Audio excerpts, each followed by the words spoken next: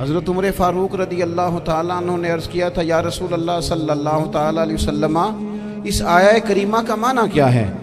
تو محبوب کریم علیہ السلام نے فرمایا عمر جن چیزوں کا اللہ تمہیں حکم دیتا ہے تم اپنے گھر والوں کو ان چیزوں کا حکم دو، جن چیزوں سے رب رسول تمہیں منع کرتے ہیں اپنے گھر والوں کو ان سے روکو، اپنے گھر کے اندر نفاذ دین کرنے کی کوشش کرو۔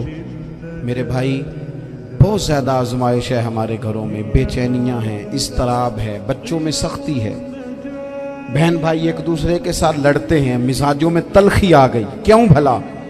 اس لیے کہ ماں باپ کو جو بہترین کردار اور جو حسین طریقہ گھر میں اپنانا چاہیے تھا، بچے تقریر باہر سے سنتے ہیں لیکن وہ فالو اپنے ماں باپ کو کرتے ہیں۔ اگر ماں باپ میں حوصلہ ہو، صبر ہو، اطمینان ہو، خودداری ہو، تھوڑے پر گزارا کرنے کا مزاج ہو، دیکھیں نا آج ڈپریشن ہے، ٹینشن ہے، پینکس اٹیکس ہیں، بڑی ساری چیزیں آ گئی ہیں۔ کیوں بھلا؟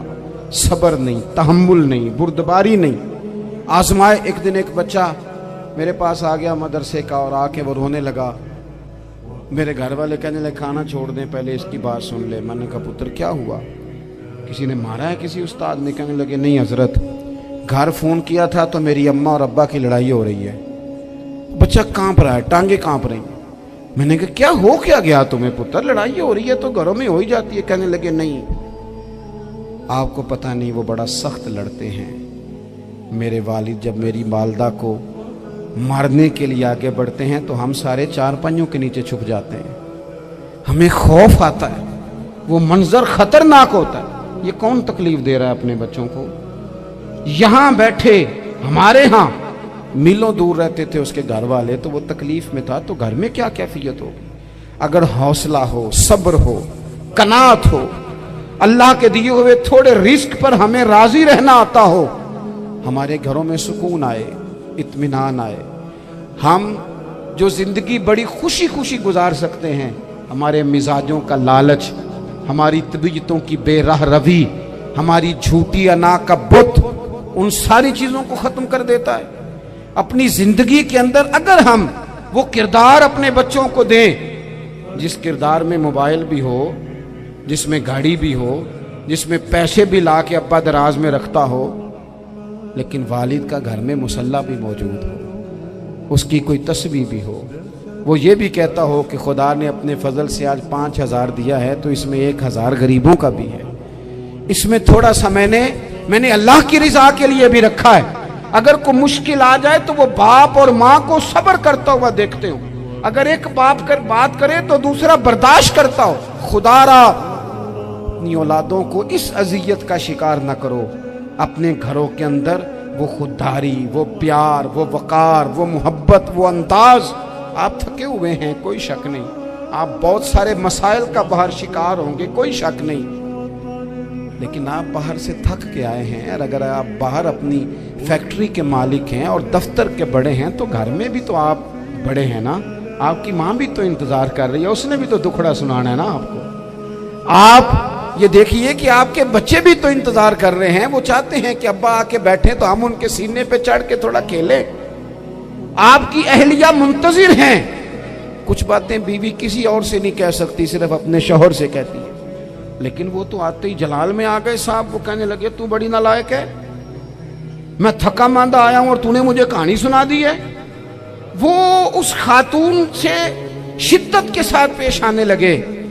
میرے رسول پاک کی حیات نور کو دیکھو، حضرت ام ایمن حضور کی رضائی والدہ ہیں، ان کی بھی خدمت ہو رہی ہے، حضرت حلیمہ سعدیہ آ رہی ہیں تو خدمت ہو رہی ہے، حضرت عباس حضور کے چچا ہیں تو کریم فرماتے ہیں میرے چچا ہیں باپ کی جگہ پہ، حضور دوست احباب صحابہ غلاموں سب کے ساتھ پیار کر رہے ہیں، 9 ازواج مطہرات ہیں گھر کے اندر، اور کیفیت یہ ہے کہ حضور صرف ان کی ضرورتوں کا ہی خیال نہیں کرتے، خواہشات کا ہی خیال نہیں کرتے، بلکہ میرے کریم کا طریقہ یہ ہے کہ کوئی بندہ آج بول کیا رہا ہے، وہ کہاں کھڑا ہے، آج اس کے جملے کس طرح کے ہیں، اس کا لہجہ کس طرح کا ہو گیا ہے اور اسے ٹھیک کیسے کرنا ہے، محبوب اس کا خیال فرماتے، توجہ کرتے۔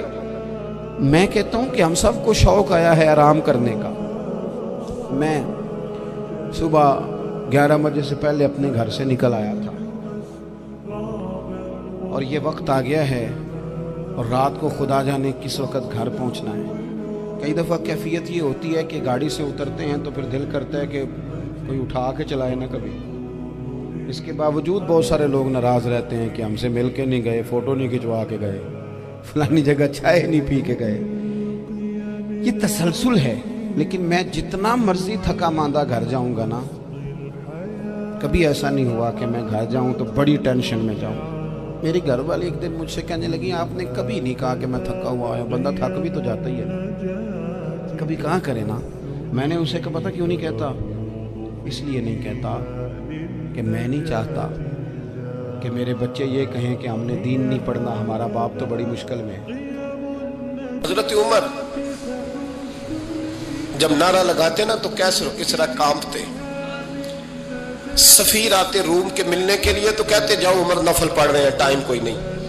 ایک دن اندر میٹنگ ہو رہی تھی، حضرت عمر میٹنگ میں بیٹھے تھے، آپ کے بیٹے ملنے آئے عبداللہ ابن عمر۔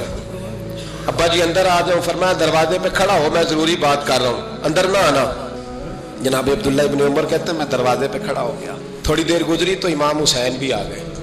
ایک حدیث میں، ایک روایت میں امام حسن کا لفظ بھی ہے، امام حسین آئے، آ کے عبداللہ ابن عمر سے کہنے لگے عمر فاروق اندر ہے؟ تو کہا وہ اندر تو ہے۔ تو کہا آپ کیوں دروازے پہ کھڑے؟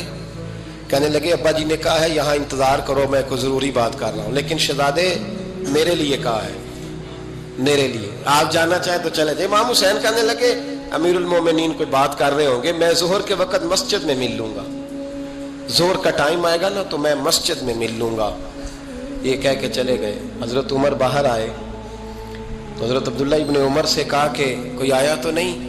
عرض کی حضور حسین ابن علی آئے، حسین ابن علی۔ تو کہا اندر کیوں نہیں بھیجا؟ کہا میں نے کہا تھا بے شک چلے جائیں، لیکن وہ کہہ رہے تھے کہ میں ظہر کے وقت مسجد میں مل لوں گا۔ تو سیدنا عمر فاروق فرمانے لگے عبداللہ تجھے تیری مار ہوئے، حسین کو کیوں واپس بھیجا؟ پھر عمر دنیا داروں کے سامنے ڈٹنا، کھڑا ہونا عمر پہ ختم ہے، لیکن جو اندر کی بات ہے نا، روح کی، جو عقیدت کی بات ہے، جو وفا کا رشتہ ہے، اس کو کون سمجھے؟ یہ جو روح کی مجبوریاں ہیں، یہ جو وفا کی مجبوریاں ہیں، اسے لوگ کیا سمجھیں؟ انہیں کیا پتا کہ مرشد کے بیٹے کے پیر چومنے میں حسن کیا ہوتا ہے؟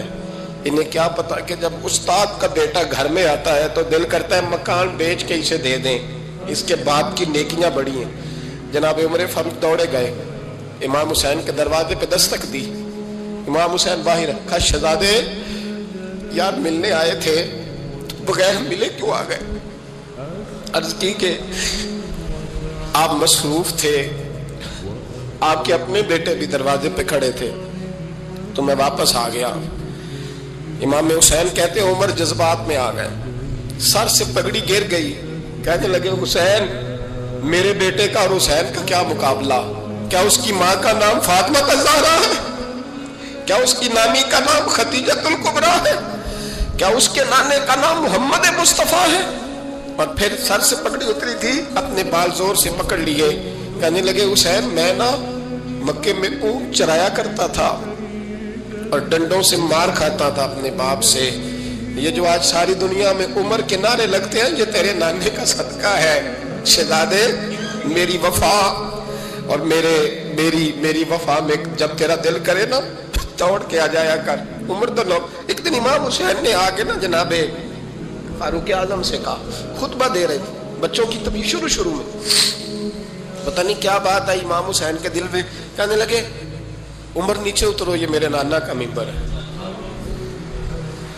تو حضرت سیدنا عمر سنو، کبھی میرا بھی بچہ آ جائے تو میں کہتا ہوں اس کو پکڑو یار، بچوں کو تو نہیں نا جمعوں میں مطلب ذکر کیا جاتا، اترنا میرے نانے کا ممبر ہے۔ جناب عمر اتر کے نیچے کھڑے ہو گئے، تو کہا جا کے اپنے نانے کے ممبر پہ بیٹھ۔ تو حضرت عمر رو پڑے، کہنے لگے شہزادے میرے نانے کا ممبر ہی کوئی نہیں ہے ہی نہیں، یہ ممبر یہ مصلی یہ تیرے نانے کی شان ہے، میرے نانے کا کوئی ممبر نہیں، تیرے ہی نانے کا ممبر ہے۔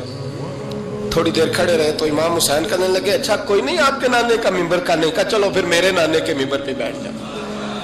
بیٹھ جاؤ چلو خیر ہے, کوئی نہیں آپ کے نانے کا, کہا نہیں, تو کہا کوئی نہیں. پھر میرے نانے کے جب حضرت عمر بیٹھے تو بڑا شاندار جملہ کہا, فرمانے لگے میں ممبر پر مرضی سے نہیں بیٹھا تھا, مجھے ابو بکر نے بٹھایا تھا, اور پھر حسین کے کہنے پہ میں اترا ہوں, اب مجھے حسین نے بٹھایا ہے, اب کسی کی جرت ہے تو عمر کو اتار کے دکھائے, اب میں حسین کا تیری نسل پاک میں. یار کتنی بے شرمی کی بات ہے, لوگ امام حسین کو باغی کہیں. وہ حضرت امام اعظم ایک باغ میں بیٹھے تھے, شاگرد ساتھ تھے, تو کتابیں بکھری ہوئی تھی, کچھ لکھا جا رہا تھا, بکھری ہوئی تھی کتابیں. امام محمد بھی بیٹھے تھے, امام ابو یوسف, کئی اور شاگرد بیٹھے تھے. تو جب لکھتے ہیں نا یہ لوگ تو حوالوں کی تلاش ہوتی ہے, کتابیں بکھری ہیں, صفحے بکھرے. بچے گیند کے ساتھ کھیل رہے تھے, تو گیند اچانک باغ میں آئی, تو ایک چھوٹا سا بچہ گیند لینے آیا, تو امام اعظم اٹھ کے کھڑے ہو گئے. وہ بچہ گیند لے کے چلا گیا, کتابیں ساری پھر بکھر گئیں, جو گود میں رکھی ہوئی تھی وہ بھی نیچے گر گئیں, کچھ صفحے بھی گر گئے. تھوڑی دیر کے بعد وہ بچہ چلا گیا, امام صاحب بیٹھ گئے, پھر آیا, گیند گری آ کے باغ میں, وہ پھر بچہ لینے آیا, وہی بچہ. امام صاحب پھر کھڑے ہو, وہ کئی بار آیا, جتنی بار آیا کھڑے ہو گئے.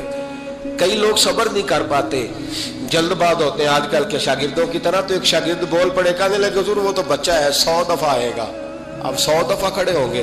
فرمایا تو 100 کی بات کرتا ہے, یہ 1000 دفعہ بھی آیا تو میں کھڑا ہوں گا. کہا حضور بچہ ہے, آپ کیوں کھڑے ہو گئے؟ فرمانے لگے معمولی بچہ نہیں, میرے استاد کا پوتا ہے, تو جس نے مجھے اللہ رسول کا نام بتایا اس کا پوتا ہے, تو میں کھڑا نہ ہوں. اگر استاد کے پوتے کا یہ ادب ہے تو بتاؤ محمد عربی کے نواسے کا کیا ادب ہے؟ رسول اللہ صلی اللہ علیہ وسلم. لوگ سمجھتے ہیں ہم قائل نہیں ہیں وہ والی شہادت بیان کرنے کے جس میں کہتے ہیں ہائے حسین تو سکینہ تو زینب. ہمارے بزرگوں نے ہمیں یہ سبق, ہمارے بزرگوں نے ہمیں بتایا کہ امام حسین کی شہادت اس طرح بیان کرو کہ نوجوانوں میں جذبہ جہاد پیدا ہو, عورتیں صبر کا پہاڑ بن جائے, اس طرح شہادت ہم وہ والی. لیکن ایک بات ضرور ذہن میں رکھیں, یہ جو لوگ کہتے ہیں نا بڑے مظلوم تھے, پانی نہیں آ سکا, میرے سے حوالہ دیکھے جس نے دیکھنا ہے, میرے سے حوالہ دیکھے, میرے سے. حضرت امام حسین میدان کربلا میں تھے, تو تھوڑی سی جگہ کھود کے نا امام حسین نے تو خندق کھودی. خندق کھودنا عرب کا رواج تھا, مدینے میں بھی خندق کھودی گئی, اس کا نام ہی جنگ خندق. تو خندق کھود کے نا آگ جلائی جاتی تھی, یہ حفاظت کا ایک ذریعہ تھا تاکہ دشمن نہ آئے. تو امام حسین نے اپنے خیمے کے سامنے خندق کھود کے اس میں آگ جلائی تاکہ پردہ رہے, عورتوں کے پاس کو دشمن نہ آئے. تو ایک شخص سامنے کھڑا ہو کے کہنے لگا حسین تو نے دنیا میں ہی آگ جلا لی ہے. معاذ اللہ ثم معاذ اللہ. کہنے لگا آگے تو آگ ملے گی, یہاں جلا لی ہے. تو امام حسین کہنے لگے میں حکم دیتا ہوں آگ کو کہ تجھے ابھی پکڑ لے. لوگ کہتے ہیں مظلوم تھے, میں حکم دیتا ہوں آگ کو تجھے ابھی پکڑ لے. یہ لفظ امام حسین نے کہے. میں 3 کتابیں تو میری لائبریری میں ابھی ہیں جن میں حوالہ ہے, 3 کتب سے, اور آج کل پرسوں کی کتاب نہیں, سینکڑوں سال پرانی. جب کہا نا میں حکم دیتا ہوں, تو وہ آدمی گھوڑے سے نیچے گرا, گھوڑے سے نیچے گرا, اور گھوڑے کی رکاب کے اندر اس کا پیر الجھا. گھوڑا ڈر کے اتنا دوڑا کہ جا کے اس آدمی کو آگ میں پھینک دیا. امام حسین کے سامنے جل کے مر گیا. یہ حسین ابن علی ہے, یہ ابھی حکم دیتے تو فرشتے ابھی آ جاتے, یہ ابھی بات کرتے تو ساری دنیا کی فوجیں ابھی اکٹھی ہو جاتی, یہ ابھی حکم دیتے تو ابھی آ جاتے. اور سنو, اگر جناب اسماعیل کے لیے دمبا آ سکتا ہے تو وہ تو حضرت ابراہیم کے بیٹے تھے, اور یہ تو مصطفیٰ کی اولاد ہے, ان کے لیے کیا کچھ نہیں ہو سکتا. لیکن امام حسین نے پسند کیا تھا کربلا کے جہاد, اس کو پسند کیا تھا مولا علی نے, وہ اپنی پسند پہ تھے. کوئی آدمی اس طرح نہ بیان کرے کہ بڑے مظلوم تھے تو بڑی مشکل میں تھے تو بڑا روتے تھے بڑے, اور کوئی شخص ایسی بات. یہاں تو تماشا لگ گیا ہے, تماشا لگ گیا ہے. ایک وہ ہے جو آج کل کہہ رہے بس جی وہ تو 2 شہزادوں کی جنگ تھی, انہیں بھی شرم نہیں آتی, اور ایک ممبروں پہ چڑھے ہوئے ہیں, چہرے پہ داڑھی کوئی نہیں, سر پہ ٹوپی کوئی نہیں, بازاری سا انداز ہے, کبھی دوڑ کے ادھر جاتے ہیں, کبھی بھاگتے ہیں, کبھی کہتے ہیں اونچا بولنا, پیروں پہ کھڑا ہونا تھا. یہ لوگ بیان کریں گے امام حسین کی بات, یہ لوگ بیان کریں گے. بیبیوں کے مصائب پڑھ رہا ہوں, وہ اور بیبیاں ہوتی ہیں جو ہائے ہائے کرتی ہیں, واہ بیلا کرتی ہیں. یہ میرے نبی کا خاندان ہے, یہ میرے نبی کا خاندان ہے, نبی کا خاندان.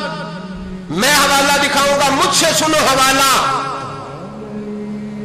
حضرت سیدہ زینب نے सारे जनाजे देखे, भतीजों को, भांजों को, सबको शहीद होते देखा। औरतें डरती मैयत को हाथ नहीं लगाती, चीखती है बीबियां। लेकिन हजरत जनाबे ज़ैनब ने पता क्या देखा था? कुछ सुनना जरा।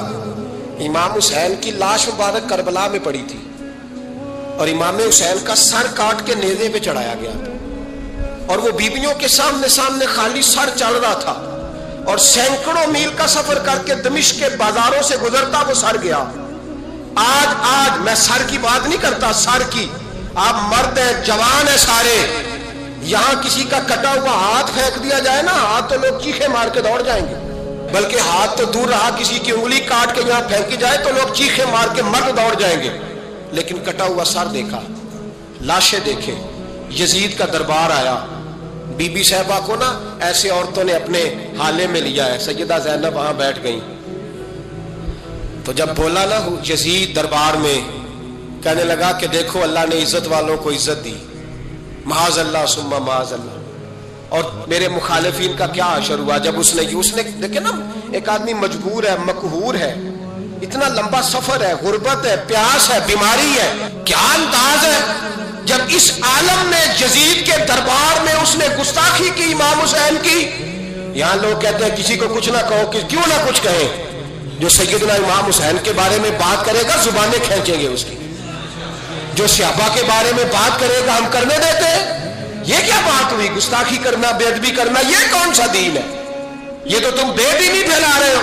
सुनो, जब उसने बेअदबी की तो सैयदा ज़ैनब चुप नहीं रही, बल्कि हजरत ज़ैनब बोली और खड़ी हुई और आपने तिलावत की कुरान मजीद की और आयतें पढ़ी, कहने लगी वतुइज़्ज़ु मन तशा वतुज़िल्लु मन तशा बियदिकल खैर। और आप फरमाने लगी यजीद तू कहता है तेरे मुखालिफिन पसपा हो गए, तुझे इज्जत मिली। आप फरमाने लगे ये तेरा दरबार है ना, ये तेरा सजा हुआ है ना, तेरा इस वक्त डंडा चलता है ना। फरमाने लगी चंद साल ठहर जा, तेरे ऊपर लोग लानते बरसाएंगे। और फरमाया जब जुमे पढ़े जाएंगे तो लोग मेरे हुसैन के नाम के खुतबे पढ़ेंगे। फरमाया आज ये तेरा दरबार है ना।